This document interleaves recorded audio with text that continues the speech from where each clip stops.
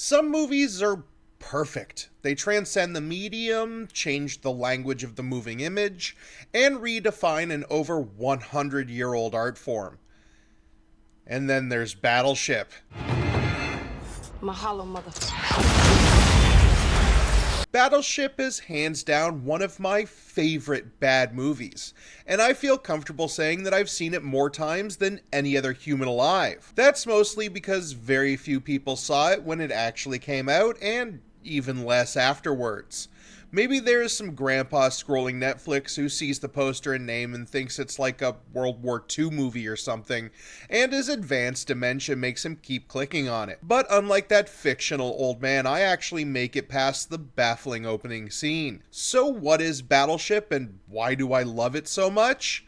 Well, to understand this questionable board game adaptation, you need to understand the theatrical landscape it came out in. Or more specifically, you need to understand that at the time, the biggest cinematic box office powerhouse was this. I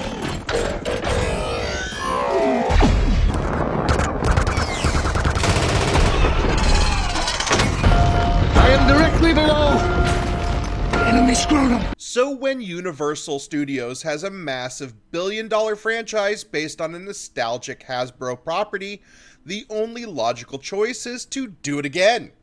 No, not G.I. Joe. That already flopped and nobody liked Channing Tatum in an Iron Man suit.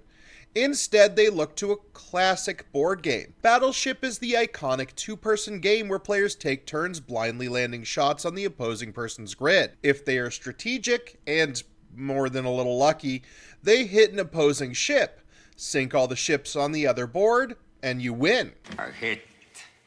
You have sunk my battleship. Excellent! So you have a game about naval strategy with a heavy World War II influence. You would think that any movie adaptation would go more of a route akin to the World War II movies of the past. Unfortunately, those don't really make money, especially in 2012. Saving Private Ryan fatigue was real, and even video games were leaving the era behind. So what is a money-hungry film executive to do? Well, Transformers have aliens crashing to Earth like meteors, destroying cities, and then getting obliterated in a special effects extravaganza. So they just did that. Again. Yes, to everyone's deep confusion, the Battleship movie would center around an invasion of some nondescript alien baddies. Bold choice for a game that features exactly 0 alien ships. So you have what Hollywood suits would say is a winning formula. Take 1 part Transformers, 1 part nostalgia, 1 part US military glazing, also a key part of the Transformers movies, and finally 1 part hot up-and-coming cast. That's how you end up with what we got. So let's see what we got. The movie opens with some illustrative after effects of a new NASA project to shoot a laser into space. It's an attempt to communicate with a distant alien planet. We are helpfully informed by Hamish Linklater that it's probably a bad idea. If there is intelligent life out there and they come here, it's going to be like Columbus and the Indians. Only we're the Indians. Yeah, that's just a taste of the stellar dialogue in this script. After a lot of setup dialogue about Planet G or whatever, we then cut to a seedy towny bar. This opening scene is one of the most inexplicable things ever put in a major studio picture. It's 6 minutes dedicated to something that ultimately will not matter in any shape or form. We meet protagonist Alex Hopper, played by Taylor Kitsch. Oh, Taylor Kitsch. You sure had a run of flops that killed your A-list career faster than a domestic abuse charge killed Kang's. No!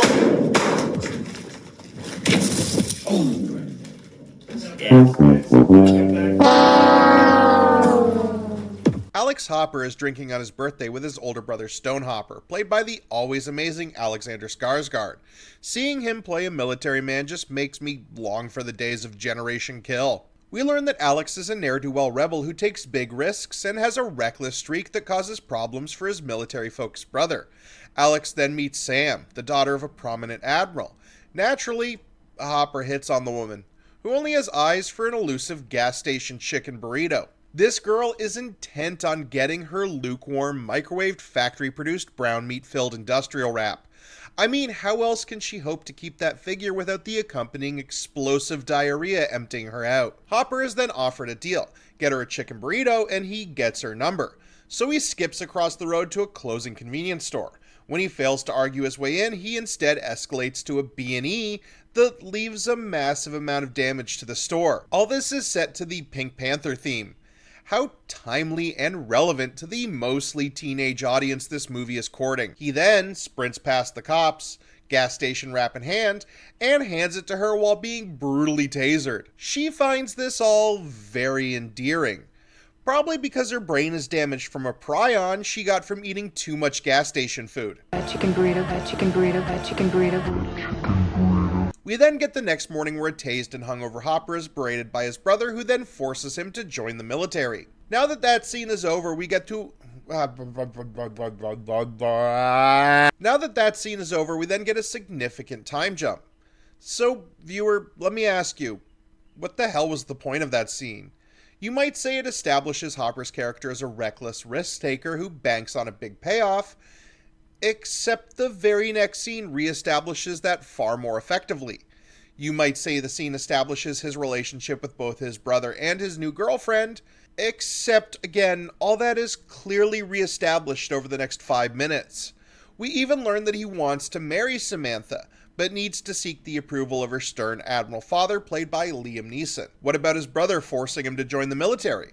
Well, that makes even less sense when we find out that he is now on the verge of being kicked out of the very organization he was forced to join.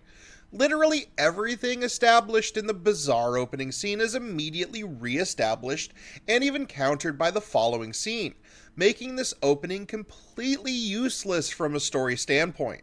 You could cut this 6 minutes and you would lose absolutely nothing. But please don't. I love it. It's stupid, and I love it. We also learn that Hawaii is hosting international war games between the US Navy and their Japanese counterparts from the JSDF. This is all espoused by Perd Hapley, unironically playing yet another news reporter. I'm Perd Hapley, and I just realized I'm not holding my microphone. Hopper himself is at odds with Japanese Captain Yugi Nagata. This leads to a fist fight that then leads to Hopper being threatened with dismissal, but only after the games end, for some reason. He's not trustworthy enough to stay in the Navy, but they will still let him run the weapons room on a fully armed destroyer for the weekend. We also meet Rihanna, played by Rihanna. She and a far too good for this Jesse Plemons are shipmates, and their sexual tension is as thick as it is unintended. There is also a few lines establishing that the Navy doesn't actually use battleships anymore, and the one parked at the dock is a floating museum.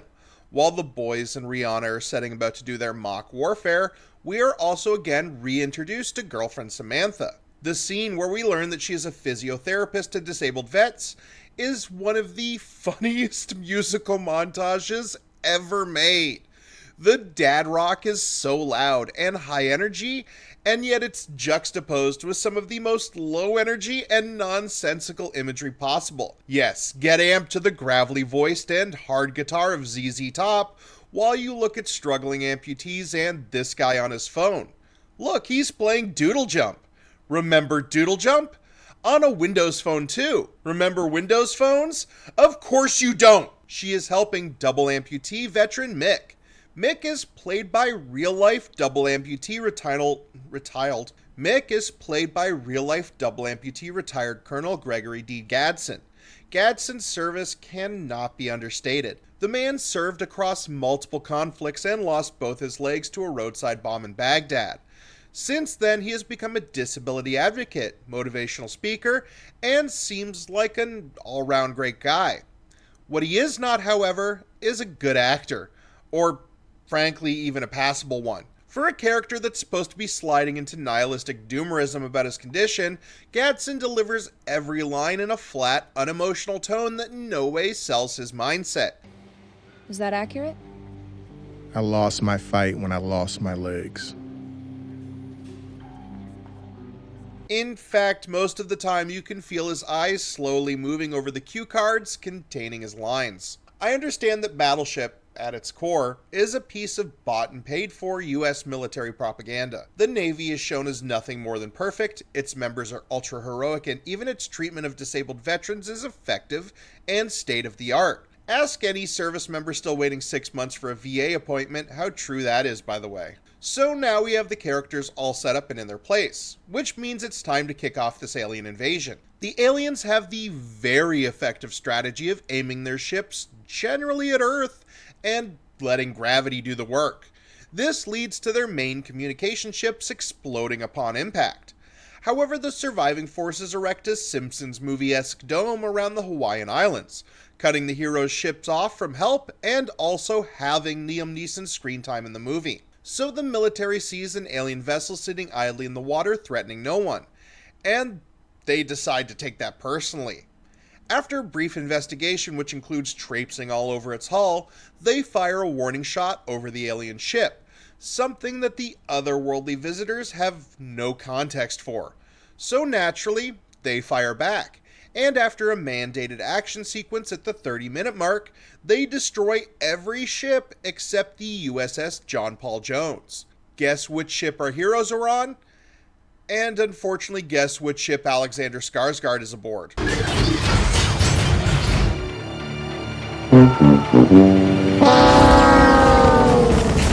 Thanks to the convenient casualties, Too Cool for School Hopper is now fully in charge of a cutting-edge Navy destroyer. He then has to be immediately talked out of getting them all blown up in a pointless charge at the enemy. A+ leadership. The aliens, now knowing that humans are aggressive dicks, decide to attack the mainland, using what I can only describe as Decepticon Beyblades. They tear through the Air Force base and eventually hit the general population.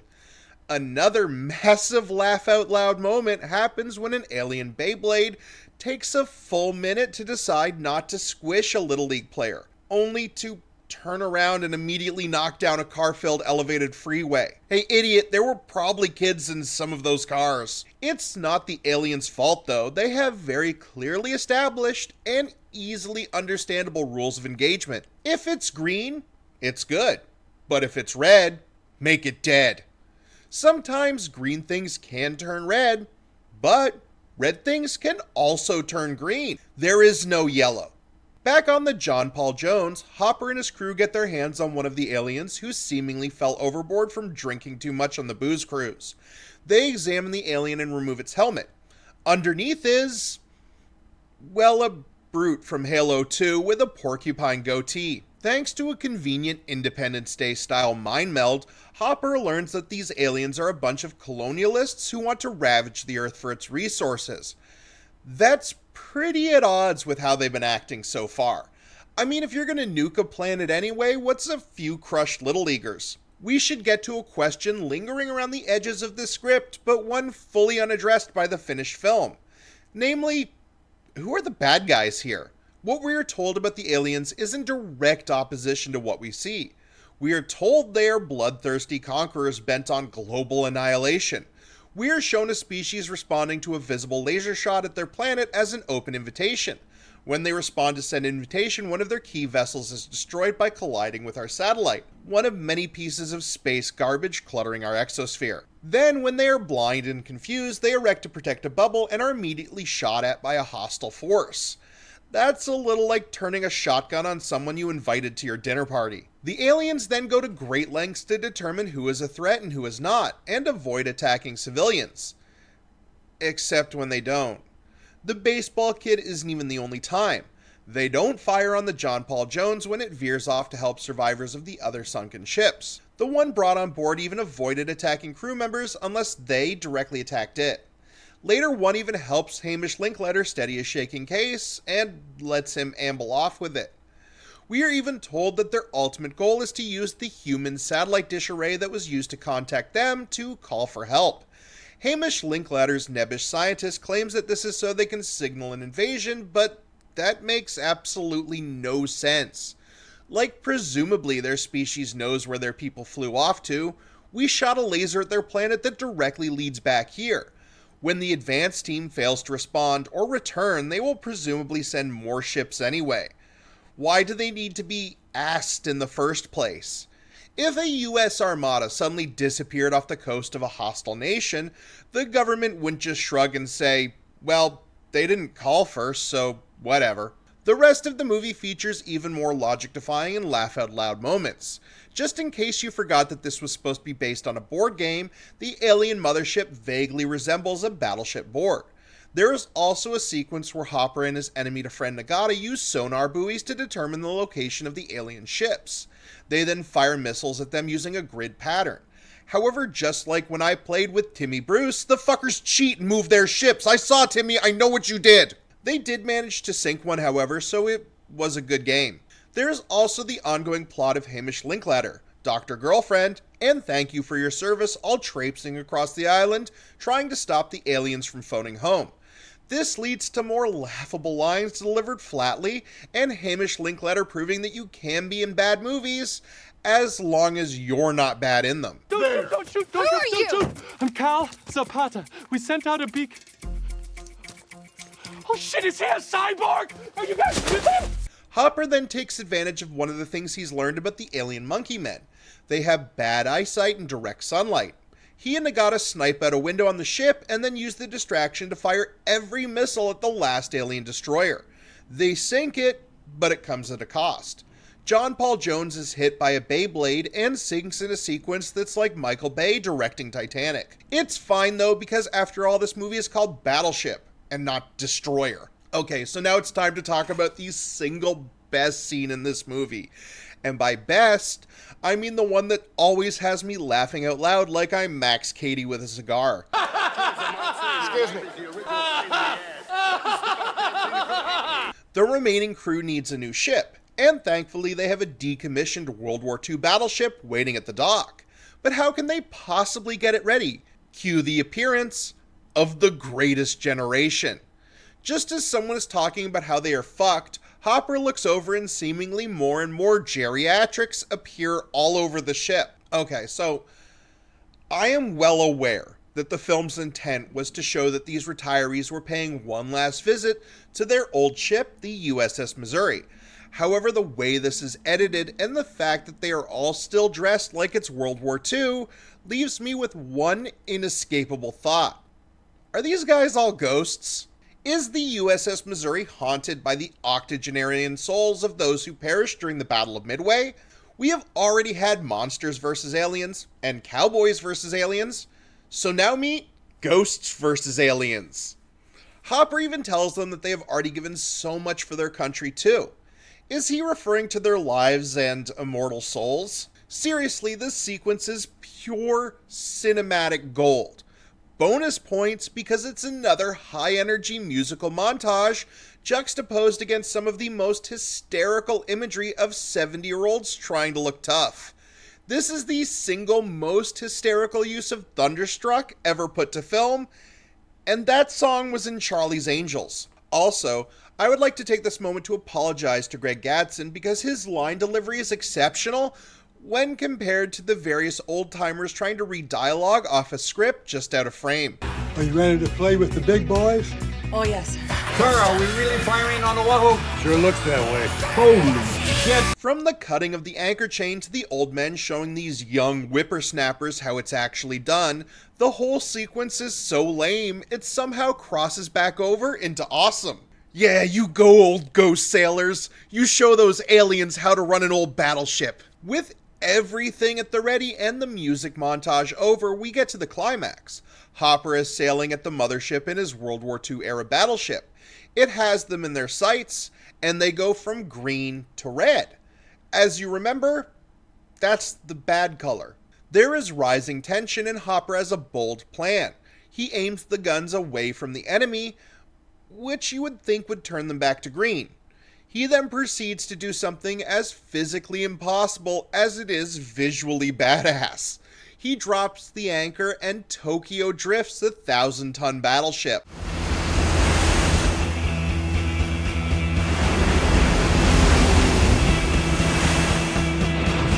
Let's drop some lead on those motherfuckers. Now I'm cheering. This is the part where I'm cheering. I'm not proud of that, but it's happening anyway. They then proceed to pound each other like they're doing a joint OnlyFans collab. The alien's protective bubble collapses, and while they're ready to phone home once again, that plan is also disrupted by a man versus alien fight, with Mick getting his legless mojo back. The Missouri uses its last shell to destroy the array, and just before they are destroyed in return, Liam Neeson shows up for the assist. And that's the end of the movie. There is some wrap up with everyone clapping and some medals being given out like it's the end of Star Wars. We also end with a joke with Liam Neeson refusing to give Hopper permission to marry his daughter, and then making a veiled reference to a chicken burrito. See guys, that opening was totally necessary. I think I'll have a chicken burrito, chicken burrito, chicken burrito, chicken burrito.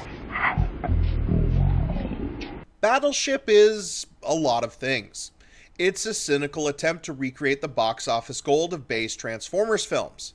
It's a bought and paid recruitment advertisement for the US Navy. It's an exercise in excess that sticks so closely to a bog standard hero's journey that you could time the beats. It's one in a series of failed attempts to make Taylor Kitsch an A-list movie star. It's an unadulterated glazing of The Greatest Generation written by an aging boomer. But above all else, it's absolutely and unapologetically ridiculous. It's so dumb that it almost seems intentional. The film was directed by Peter Berg.